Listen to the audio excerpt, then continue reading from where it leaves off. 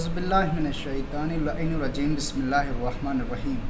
السلام علیکم ورحمۃ اللہ وبرکاتہ۔ مومنین آج میرے ساتھ ہیں سید سلیمان علی صاحب۔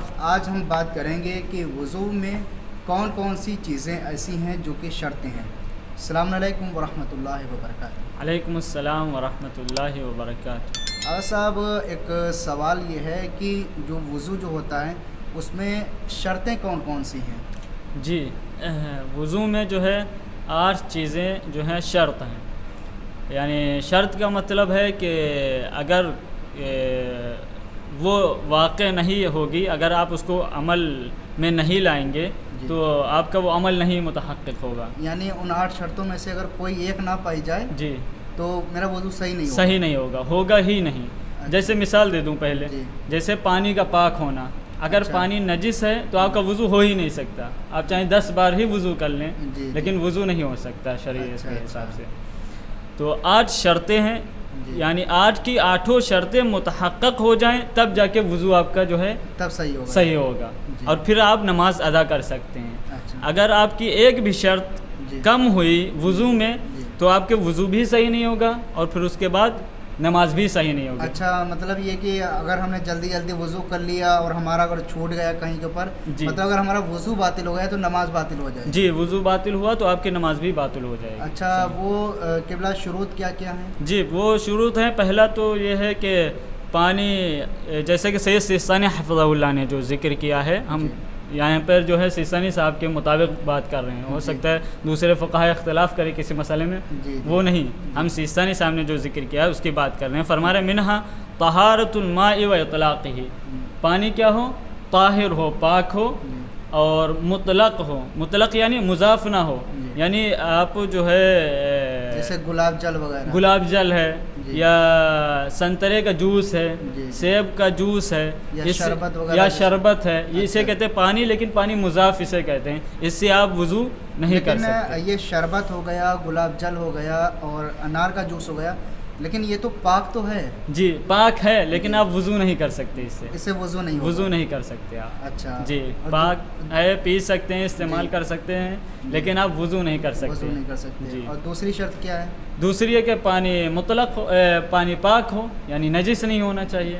یہ 2 شرطیں۔ جی، تیسری شرط یہ ہے کہ آپ کے اعضائے وضو، جسے ایک چہرہ ہے اور دونوں ہاتھ ہیں، سر کا مسا اور پیروں کا مسا، یہ کیا ہو؟ پاک ہوں، اس پہ کوئی نجاست نہیں ہونا چاہیے۔ وضو سے پہلے نجاست نہ ہو یا وضو کرتے وقت آپ کی نجاست نہ ہو۔ جیسے ارتماسی آپ وضو کر رہے ہیں، ارتماسی وضو میں کیا، جیسے وضو کریں گے اور پانی جو ہے کر ہے یا کر سے زیادہ جاری پانی ہے تو اس میں وضو کرتے ہی آپ کی نجاست ختم ہو جائے گی وضو کے ساتھ، تو اس میں وضو بھی صحیح ہو جائے گی آپ کی اور نجاست بھی زائل ہو جائے گی۔ کیونکہ ارتماسی تو لوگ آج کل بہت کم لوگ کرتے ہیں۔ ترتیبی میں ذرا بتائیں کہ اگر نجاست اگر لگی ہو تو پھر؟ جی، ترتیبی میں بھی لگی ہے۔ اگر آپ اور وضو کر رہے ہیں کر سے یا جاری پانی سے کر رہے ہیں اور پھر کوئی حرج نہیں، آپ کی وضو بھی صحیح ہوگی، لیکن نجاست زائل ہو جانا چاہیے۔ نجاست یعنی دور ہو جائے، کوئی حرج نہیں ہے، آپ کی وضو صحیح ہوگی۔ لیکن آب قلیل میں جیسے کہ سید سیستانی کے نزدیک اشکال ہے، کیونکہ قلیل پانی جیسے ہی نجاست سے ملے گا وہ خود نجس ہو جائے گا، تو وضو کیسے صحیح ہوگی؟ تو اس لیے جو ہے اعضاء آپ کے وضو کے جو ہیں پاک ہونا چاہیے، وضو سے پہلے یا وضو کے وقت اگر آپ کر سے یا جاری پانی سے وضو کر رہے ہیں اور نجاست دور ہو جائے۔ یہ 3 شرطیں ہو گئی۔ 3 شرطیں ہو گئی، اور کیا ہے شرط؟ اور شرط ہے چوتھی شرط جو سید سیستانی حفظہ اللہ نے بیان کی ہے، وہ یہ ہے کہ کوئی مانع نہیں ہونا چاہیے۔ جیسے مانع بولے تو جیسے مانع یعنی بیماری، آپ بیمار ہیں، مریض ہیں اور پانی آپ کے لیے مضر ہے، تو اس صورت میں اگر مضر ہے تو آپ وضو نہیں کر سکتے، آپ کی وضو صحیح ہی نہیں ہوگی۔ یعنی اگر پانی کے استعمال کرنے سے اگر ہو سکتا ہے ہم بیمار اگر پڑ رہے ہوں اس طریقے سے، اگر بیمار ہو جائیں یا آپ پہلے سے ہی بیمار ہیں، پانی استعمال کریں گے آپ کی مرض جو ہے کیا ہو جائے گی؟ شدید، اضافہ ہو جائے گا اس میں، پھر بھی آپ کی وضو صحیح نہیں ہوگی۔ اچھا، یہ 4 شرط، یہ 4 شرطیں ہو گئی یہاں تک۔ 5ویں شرط ہے کہ پانی مباح ہو۔ پانی مباح ہو مطلب کس طریقے سے؟ مباح ہو یعنی غصب کیا نہ ہو۔ ہم نے یہاں سے جیسے گئے کسی کے گھر اور پانی جو ہے غصب کر لیا، بھرا ہوا تو بغیر اجازت کے، ہمیں معلوم ہے کہ وہ اجازت نہیں دے گا جب تک اجازت نہ لیں، ہم چوری کر کے لے آئے اور جا کے جو کیا کر لیا ہم نے وضو کر لیا، وضو کر لے اس سے. اچھا بعض اوقات یعنی آپ نے جیسے بیان کیا کہ پانی مباح ہو، جی غصبی نہ ہو. غصبی نہ. بعض اوقات ایسا ہوتا ہے کہ جب مسجد وغیرہ میں ہم جاتے ہیں تو گاؤں وغیرہ میں لوٹے وغیرہ میں پانی یعنی رکھا جاتا ہے. جی پتہ چلے کیا نام بھر کے کوئی اور لایا جی. لوٹا جی. وضو کرنے کے لیے، اور ہم نے خود وضو کر لیا. جی. اب وہ میری طرف دیکھ رہا ہے، اب وہ منع تو نہیں کر رہا ہے، جی جی. لیکن اس کی آنکھیں یعنی انسان کا چہرہ سب کچھ بتاتا ہے، اس کی آنکھیں بتا رہی ہیں کہ ہاں یہ غصہ کر رہا ہے. جی اگر راضی نہیں ہے تو پھر اشکال ہے. اچھا جی. تو وہ بھی یعنی غصب کہلائے گا. غصب کہلائے گا. اچھا یہ 5 شرطیں ہو جی گئی. 5 شرطیں ہو گئے. غصب شدہ نہیں ہونا چاہیے، جی. اس لیے آپ کا پانی مباح ہو، جی آپ کی خود کی ملکیت کا ہو یا دوسرے کی اجازت سے لے رکھے ہو، اس کو جی. استعمال کر سکتے ہیں. اچھا غصب نہ کریں کسی. اور چھٹی شرط کیا ہے؟ اور چھٹی شرط یہ ہے جو سید سیستانی حفظہ اللہ نے، وہ نیت ہے. اچھا یہ شروط کے بعد نیت، انسان نیت کرے وضو کی. جی نیت کیا یعنی آپ جو وضو کرنے جا رہے ہیں وہ جی. آپ کے یہ دل میں ہونا چاہیے کہ میں وضو اللہ کے حکم سے کر رہا ہوں، یعنی چونکہ اللہ نے کہا ہے جی. وضو کرو میں اس لیے کر رہا ہوں، بس یہی نیت ہے. یعنی قربتاً اللہ. قربتاً الی اللہ. اللہ کا میں کیوں وضو کر رہا ہوں؟ میرا وضو کی طرف جانا سبب ہو اللہ کے حکم کا، کہ میں وضو کی طرف جا رہا ہوں کیونکہ اللہ کا حکم ہے. اچھا کیا یہ نیت جو ہے یہ زبان سے کرنا ضروری؟ جیسے وضو کرتا ہوں میں نماز کے لیے یا نماز کے واسطے لوگ کہتے ہیں واجب قربتاً اللہ، کیا اس طریقے سے کرنا؟ نہیں نہیں، جو ہے زبان سے کہنا نیت چاہے نماز میں ہو یا وضو میں ہو ضروری نہیں ہے، بلکہ دل میں قصد کر لے کہ میں وضو کرنے کے لیے جا رہا ہوں اللہ کے حکم سے، چونکہ اس نے ہمیں امر دیا ہے، حکم دیا ہے، اس لیے میں وضو کرنے کے لیے جا رہا ہوں قربتاً الی اللہ. یعنی مثال کے طور کے اوپر آپ جا رہے تھے وضو کرنے کے لیے، جی. ہم نے آپ سے پوچھا کہ ذرا یہ بتائیں آغا سید سلیمان آپ کہاں جا رہے ہیں؟ آپ نے کچھ سوچا نہ سمجھا، کہہ دیا کہ وضو کرنے جا رہے ہیں. یعنی آپ کا ارادہ پہلے سے ہے؟ پہلے سے یہ بس یہی کافی ہے. یہ کافی یہی کافی ہے.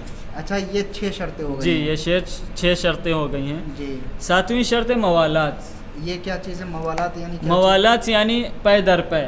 اچھا یعنی پہلا آپ نے اگر چہرہ دھلا ہے جی. تو ایسا نہ ہو چہرہ دھل کے آپ چلے گئے گھومنے کے لیے، فون لگا کے آدھے گھنٹے بات کرنے لگے، پھر اس کے بعد آ کے ہاتھ دھل لیں، بلکہ پے در پے کریں. یعنی فوراً کرنا ہے؟ تقریباً فوراً کے فوراً کریں عرفی لحاظ سے، کہ اگر کہا جائے کہ یہ بندہ جو ہے وضو کر رہا ہے، اس نے چہرہ دھلا، اس کے بعد ہاتھ دھلے، اس کے بعد سر کا مسح کیا، پیروں کا مسح کیا، یہ عرفاً. لیکن اگر شرعاً تھوڑا فاصلہ دیا، شرعی موالات میں تھوڑی سی مہلت دی ہے. مہلت کیا ہے کہ آپ نے اگر چہرے کو دھلا ہے، اس کے بعد ہاتھ دھلنا چاہ رہے ہیں، اور آپ نے کچھ وقفہ لے لیا، بھول گئے یا کچھ ٹائم لگ گیا، کچھ بھی ہو گیا، یعنی 1-2 منٹ لگ گئے جسے کہیں، لیکن آپ ہاتھ دھلنا چاہ رہے ہیں آپ، تو ضروری ہے کہ آپ کے چہرہ پچھلا جو عضو ہے وہ سوکھا نہ ہو. یعنی ہم نے جو چہرہ جو دھلا تھا، جو پانی جو لگا ہوا ہے وہ سوکھا نہ ہو. بس اگر سوکھا نہیں ہے تو کہا جائے گا شرع میں یعنی فقہ میں کہ آپ کی موالات باقی ہیں، اور آپ ہاتھ دھل سکتے ہیں، اس کے بعد سر کا مسح، پیروں کا مسح کر کے جو ہے وضو کو تمام کر سکتے ہیں. اچھا اگر ہم وضو کر رہے تھے اور ہم نے چہرہ دھلا اور ہم چلے گئے کسی کام سے، اس کے بعد ہم جب آئے تو ہم نے سوچا چلو ہاتھ سے شروع کرتے ہیں، لیکن چہرہ جو پانی جو لگا تھا وہ سارا کا سارا سوکھ چکا تھا. ہاں پھر موالات آپ کے ختم ہو جائیں گے، اور موالات شرط ہے وضو میں، اس لیے وضو بھی آپ کی باطل ہو جائے گی. تو باطل ہو گئی یعنی دوبارہ پھر سے کرے گا. لیکن اگر چہرہ جو ہے آپ کا گیلا ہے، ابھی پانی باقی ہے، تو آپ اس کے بعد استمرار دے سکتے ہیں، تمام کر سکتے ہیں. اچھا یہ 7 شرطیں تھیں. جی. اور 8ویں شرط کیا ہے؟ 8ویں شرط ہے ترتیب. ترتیب یعنی پہلے آپ کو چہرہ دھلنا ہے، پھر ہاتھوں کو دھلنا ہے، پھر سر کا مسح کرنا ہے، پھر پیروں کا مسح کرنا ہے. یعنی آپ یہ نہیں کر سکتے پہلے پیروں کا مسح کریں، پھر سر کا مسح کریں، پھر ہاتھوں کو دھلیں، پھر چہرے کے دھلیں، یا بیچ سے شروع کر دیں الٹا، یا ہم الٹے ہاتھ کو پہلے دھولیں پھر سیدھے ہاتھ کو دھوئیں. یعنی جس طریقے سے حکم دیا گیا ہے اس طریقے سے ہم نہیں کر رہے ہیں. جی. بلکہ ہم نے کیا نام سیدھے ہاتھ کو دھل لیا، پھر چہرہ دھل لیا، پھر الٹے ہاتھ کو دھل لیا. ہاں یہ بھی غلط ہے، یہ ترتیب نہیں ہے. یہ ترتیب نہیں ہے. پہلے چہرے کو دھلیں، پھر سیدھا ہاتھ، پھر الٹا ہاتھ، پھر سر کا مسح، پھر سیدھے پیر کا مسح، پھر الٹے پیر کا مسح، یا پیروں میں دونوں جائز ایک ساتھ بھی کر سکتے ہیں. لیکن مقدم الٹے پیر کو سیدھے پیر پہ نہیں کر سکتے ہیں، جیسا کہ آئے گا. اچھا انشاءاللہ. یہ 8 شرطیں تھیں جس طریقے سے آپ نے بتائی کہ 8 کی 8 شرطیں. اگر ان شرطوں میں سے کوئی ایک بھی شرط نہیں پائی جا رہی، جیسے مثال کے طور کے اوپر ترتیب لے لیں یا موالات لے لیں، اگر نہیں پائی جا رہی ہے تو تو کیا ہمارا وضو صحیح ہے یا نہیں صحیح ہے؟ نہیں صحیح ہے. جب کوئی بھی شرط ہم نے جو ذکر کی 8 شرطیں، 8 شرطوں میں سے کوئی بھی ایک شرط ختم ہوئی، فقد ہوئی، آپ کا وضو باطل ہے. یعنی وضو باطل ہم کو دوبارہ کرنا پڑے گا. لیکن اس میں کچھ ایسی ہے جیسے بیمار ہے انسان، پانی استعمال نہیں کر سکتا ہے، پھر وضو آپ نہیں کریں گے بلکہ تیمم کی طرف جائیں گے، وہ دوسرا حکم ہو جائے گا. لیکن ان کے علاوہ جو شرطیں ہم نے بیان کی ہیں اس میں سے کوئی بھی شرط ختم ہوئی تو وضو آپ کی باطل ہے. بہت شکریہ آپ کا. اللہ آپ کو سلامت رکھے، اللہ آپ کو مزید توفیقات عطا فرمائے. تو مومنین، یہ وضو کے متعلق کچھ شرائط تھے، کچھ شرطیں تھیں جو کہ آپ تمام مومنین کی خدمت میں پیش کی گئی ہیں. اگر آپ بھی اپنا کوئی ہم سے سوال کرنا چاہتے ہیں تو ہمارے کمنٹ باکس کے ذریعے سے اپنا سوال کر سکتے ہیں. فقط والسلام ورحمۃ اللہ وبرکاتہ مومنین.